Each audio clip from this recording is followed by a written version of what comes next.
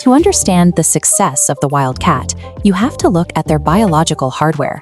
An adult sea lion operates with an elongated, highly flexible spine that allows for extreme high-speed agility and retracted claws that let them stalk their prey in absolute silence. But every one of these highly adapted predators starts life at a severe disadvantage.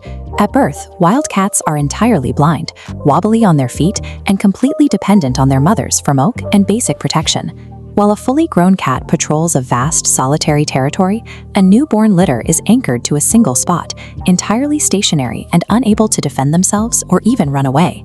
This extended infancy represents a massive biological liability. It places a ticking clock on their early development, forcing them to grow up fast in an ecosystem surrounded by rival predators.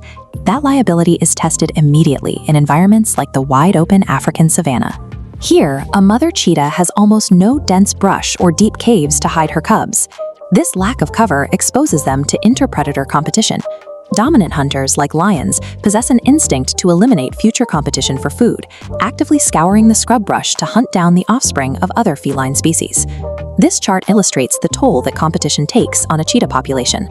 Out of a starting group of 100 cubs, 70% are killed by lions before they reach adulthood, leaving only a tiny fraction to survive. Weighing a third of a lion's bulk, the mother cheetah is physically powerless in a direct fight. Her only defense is to act as a decoy, sprinting away from the den to draw the attackers off the scent of her litter. For a young cat on the plains, simply staying alive long enough to begin hunting practice is a statistical anomaly. They have to put on size and speed before the larger hunters track them down. Around 2 months of age, the kittens finally gain enough mobility to leave the den. The boisterous bonding and intense play that follows marks the beginning of their active survival curriculum. When siblings wrestle and chase each other through the grass, they are performing functional exercises. These repetitive movements fine-tune their depth perception and teach them the physical coordination required to judge a pounce. They are aggressively tracking each other's movements, learning to calibrate their highly sensitive radar ears and sniffer dog noses to execute sudden ambush tactics.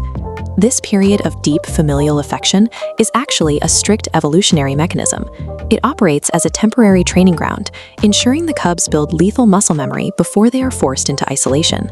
The next phase of their training takes place in far less forgiving environments, like the isolated, challenging terrain of the Andes Mountains, home to the South American puma.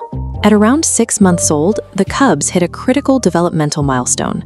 Their mother stops providing milk, forcing a total dietary transition to solid meat. To teach them how to secure this new food source, the mother puma will capture a live animal, like a baby guanaco, and present it to her litter. But she absolutely refuses to deliver the final killing blow. The cubs are given a biological ultimatum. As they squabble over the exhausted prey, they have to figure out how to execute a suffocating bite to the throat entirely on their own. The mother's refusal to step in is a calculated necessity.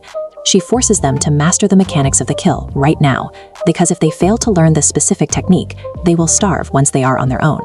The curriculum concludes with the harshest lesson of all. Typically around 5 months of age, the mother initiates a sudden and absolute eviction from the family unit.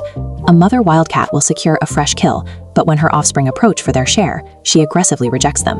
She cuts off all access to her meals and withdraws her physical protection. The juveniles are now faced with an immediate set of directives. They have to walk away, avoid encountering larger, older cats, and locate an exclusive territory where they can hunt without interference.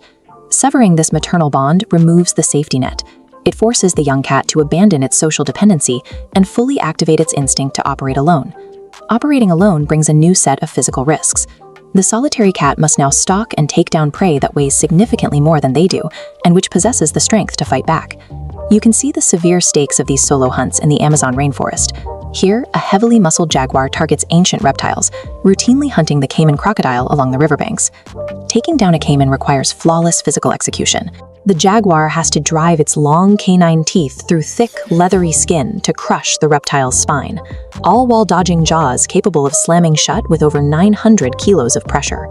Without a pack to assist in the ambush or a mother to provide a backup meal, the margin for error drops to 0. A single injury sustained from a thrashing crocodile will prevent the cat from hunting again, guaranteeing starvation.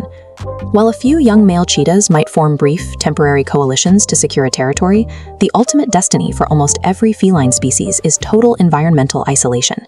It is a life spent navigating relentless winter forests and vast plains entirely alone. The contrast is stark. The journey begins with a blind, wobbly kitten confined to a patch of dirt and ends with a perfectly adapted, entirely self-sufficient hunter. The physical grace and power we admire in these cats are hard-won assets, earned through months of high-stakes survival and a brutal, instinctual education.